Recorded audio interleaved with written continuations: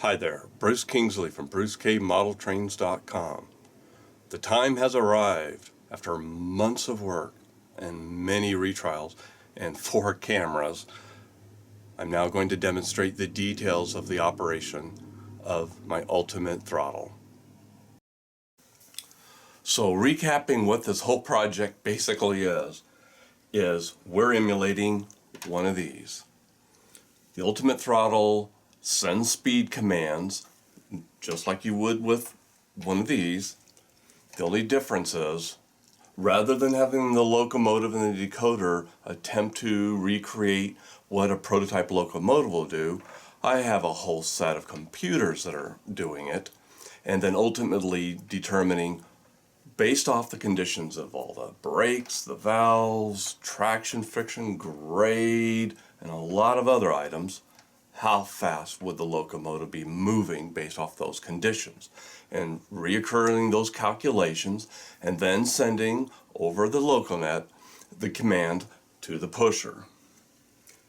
And all it does through this standard LocoNet cable that connects with the layout, it can connect to any layout there is that has the Digitrax LocoNet signal on it, and it can continue to operate in parallel with a bunch of the standard throttles as well.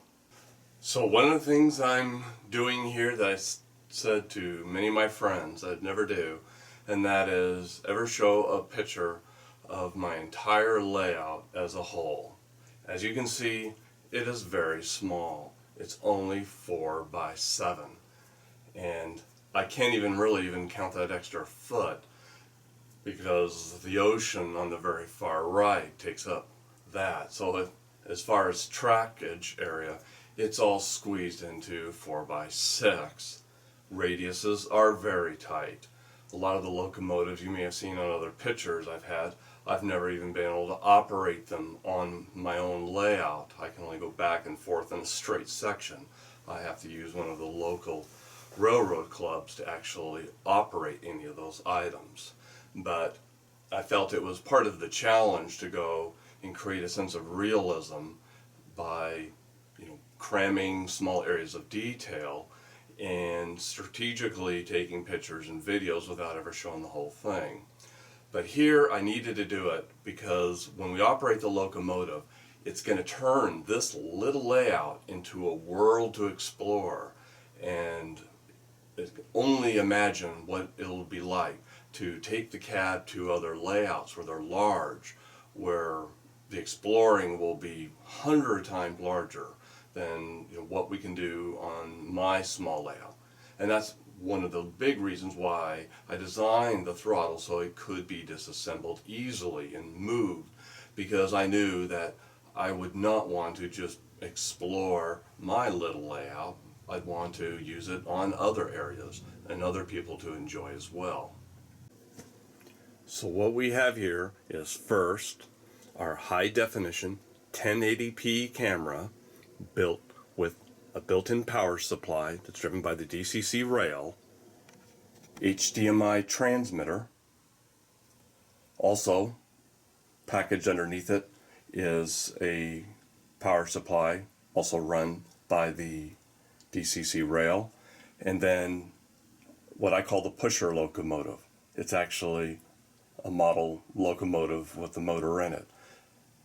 The uniqueness of this device is it's been programmed to have no acceleration, deceleration, and it has a fairly low speed band relating to it.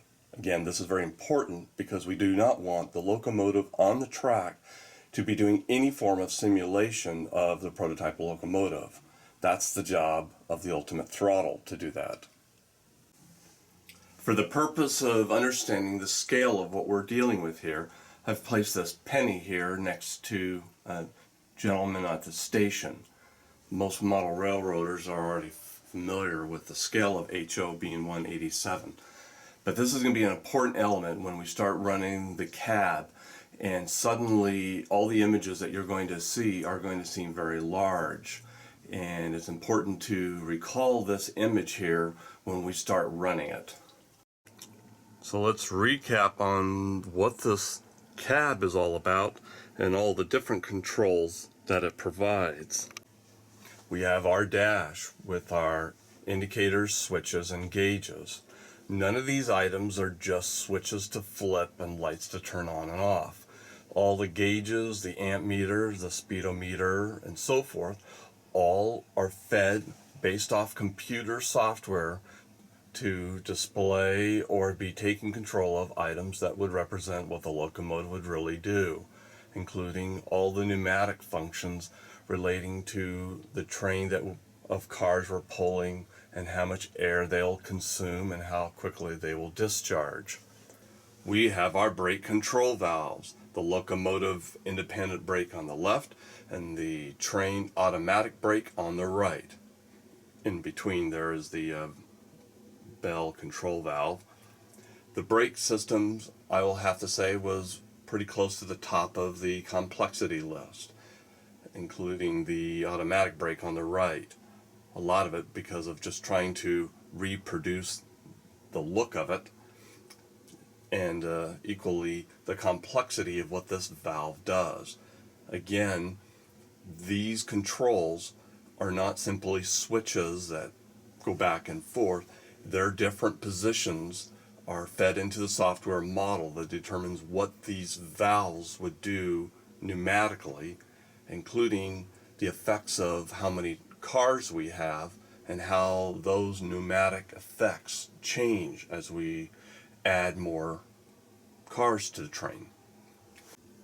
We have our throttle stand with a throttle on the top with the 8 notches, the reverser below it, and miscellaneous switch controls on the left. We have the locomotive radio. This device enabled me to provide the experience with environmental effects that typically are not controlled through a throttle, including adding and removing cars to the train, so the software would respond differently based off how many cars we're on, and also the ability to have dispatch commands back and forth with either railroad station or when we're out on the main line. Of course, we have our windshield. This is the heart of what we see through. Behind this windshield is a 48-inch 1080p monitor.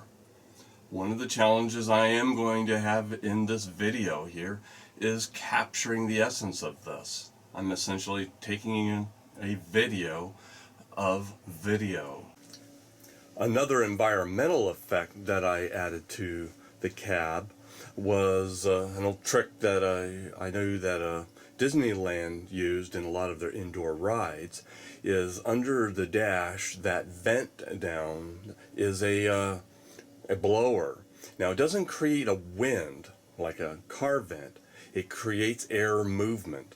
And it's under computer control, so as we move faster, there's a sense of air movement that enhances the effect of motion. Again, it's not a breeze. And then, of course, as I'd mentioned before, underneath the seat is a strong vibration transducer that's also fed by the computer that will change as we go faster, so we can have feedback of us going over the railroad tracks.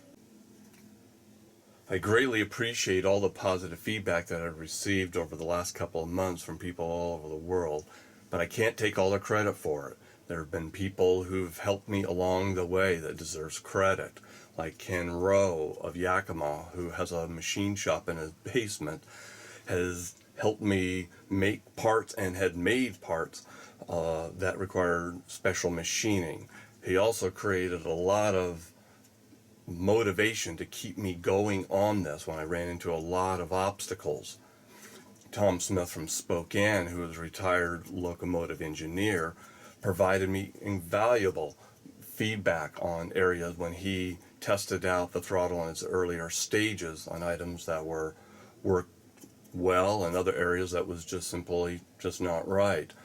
And equally convinced me to add certain functionalities to the cab to enhance the experience.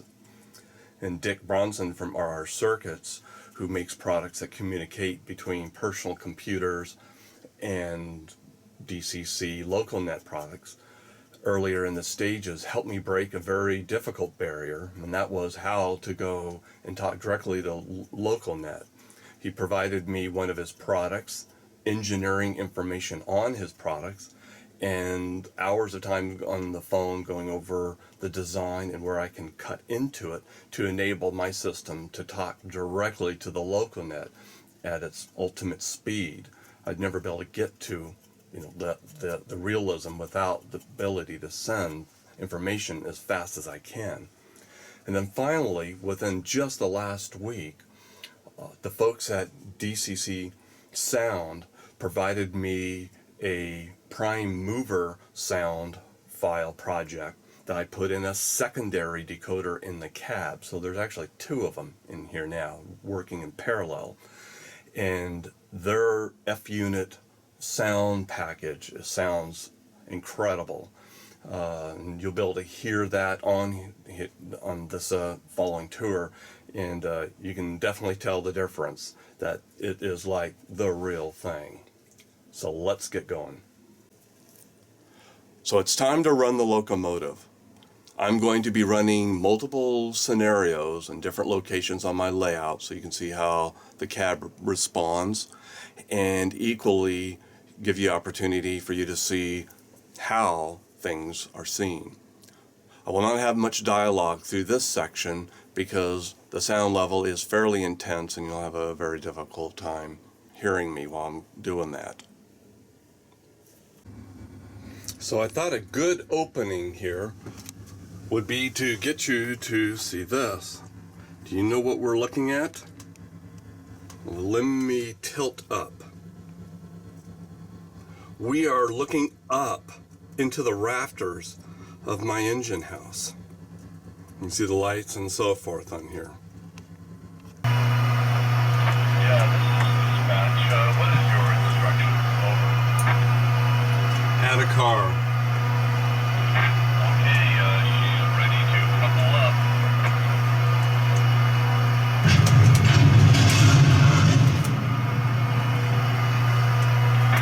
Okay, she's hooked up here now, so wait a second here while I try to get these hoses hooked up.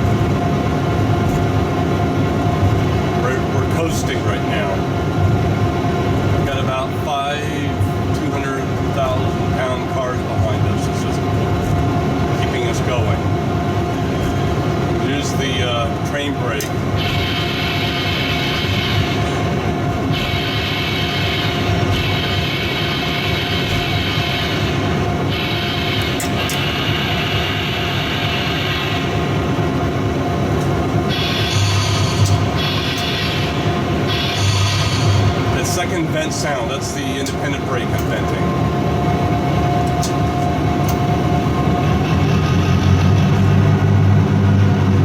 And then doing an emergency.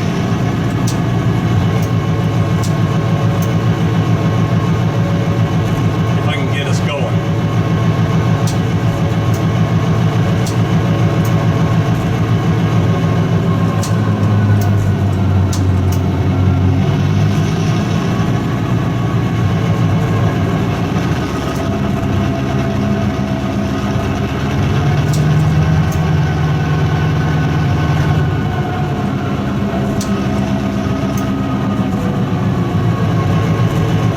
Pulling about 800 amps there. So I had to back off. I'm just trying to get us enough speed, and then I'll run this into emergency.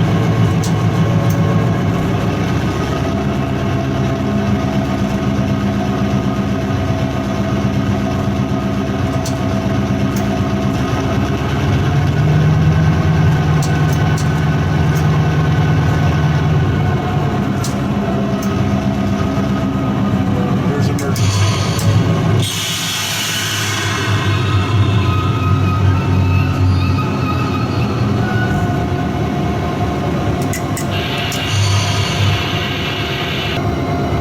I should have done this while we were on the other side of the tracks, but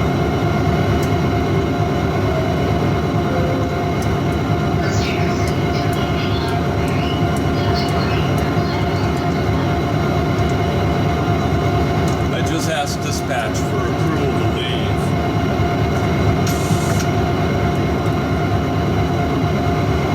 Dispatch request. Departure.